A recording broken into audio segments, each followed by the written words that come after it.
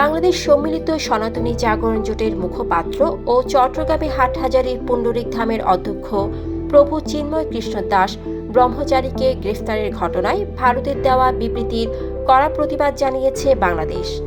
মঙ্গলবার পররাষ্ট্র মন্ত্রণালয়ের এক প্রেস বিজ্ঞপ্তিতে এই প্রতিবাদ জানানো হয়। ফ্যাশন ব্র্যান্ড মানে আর্ট। পররাষ্ট্র মন্ত্রণালয় বিবৃতিতে বলেছে, বাংলাদেশের অভ্যন্তরীণ একটি বিষয়ে মঙ্গলবার গণমাধ্যমে ভারতের পররাষ্ট্র মন্ত্রণালয়ের জারি করা একটি বিবৃতিতে বাংলাদেশ সরকারের দৃষ্টি আকর্ষণ করা হয়েছে।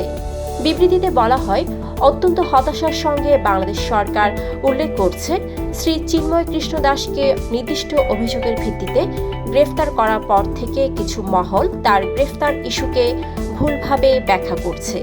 বাংলাদেশ সরকার মনে করে এই ধরনের ভিত্তিহীন বিবৃতি শুধু সত্যকে বিকৃত করে না, বরং প্রতিবেশী দুই দেশের মধ্যে বন্ধুত্ব ও বোঝাপড়ার চেতনার পরিপন্থী। বাংলাদেশের সব ধর্মের জনগণের মধ্যে বিদ্যমান যে সম্প্রীতি রয়েছে এবং সরকারের যে অসাম্প্রদায়িকতার প্রতিশ্রুতি ও প্রচেষ্টা রয়েছে, বিবৃতিটিতে তা প্রতিফলিত হয়নি। এতে বলা হয়, বাংলাদেশের জনগণের উপর গুরুতর মানবাধিকার লঙ্ঘনের বিচারহীনতার যে সংস্কৃতি চলে আসছিল তা সমাপ্ত করার বিষয়ে সরকারের যে দৃঢ় প্রতিজ্ঞা রয়েছে এবং সংখ্যাগুরু ও সংখ্যালঘুদের একই নজরে দেখার যে দৃষ্টিভঙ্গি রয়েছে, ভারতের বিবৃতি সেটি সম্পূর্ণ উপেক্ষা করেছে। বিবৃতিতে আরও বলা হয়েছে, বাংলাদেশ দৃঢ়ভাবে নিশ্চিত করে প্রত্যেক বাংলাদেশি তার ধর্মীয় পরিচয় নির্বিশেষে নিজ নিজ ধর্মীয় আচার অনুষ্ঠান পালনের অধিকার রয়েছে এবং বাধা ছাড়াই সবার মতামত প্রকাশ করার অধিকার রয়েছে। সব নাগরিকের, বিশেষ করে ধর্মীয় সংখ্যালঘুদের নিরাপত্তা নিশ্চিত করা বাংলাদেশ সরকারের একটি দায়িত্ব।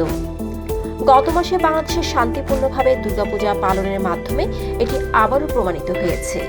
বাংলাদেশ সরকার দেশে সাম্প্রদায়িক সম্প্রীতি সমুন্নত রাখতে প্রতিশ্রুতিবদ্ধ উল্লেখ করে বিবৃতিতে বলা হয়, চট্টগ্রামে আজ বিকেলে নৃশংসভাবে হত্যাকাণ্ডের শিকার হয়েছেন অ্যাডভোকেট সাইফুল ইসলাম আলিফ।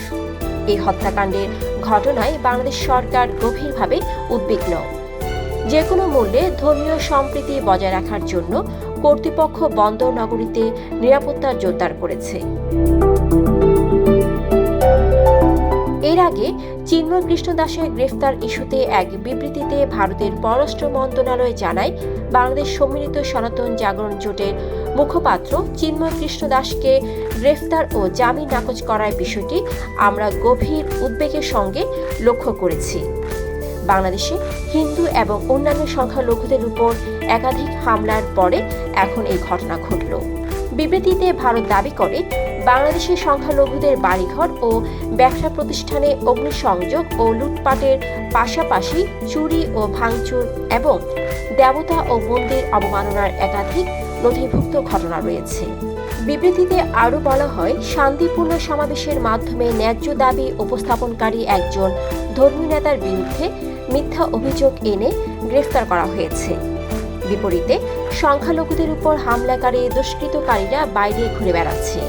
বিবৃতিতে বাংলাদেশ সরকারের প্রতি হিন্দু ধর্মাবলম্বী সহ সকল সংখ্যালঘুদের শান্তিপূর্ণ সমাবেশ ও মত প্রকাশের স্বাধীনতা, অধিকার প্রতিষ্ঠা ও নিরাপত্তা নিশ্চিত করার আহ্বান জানানো হয়।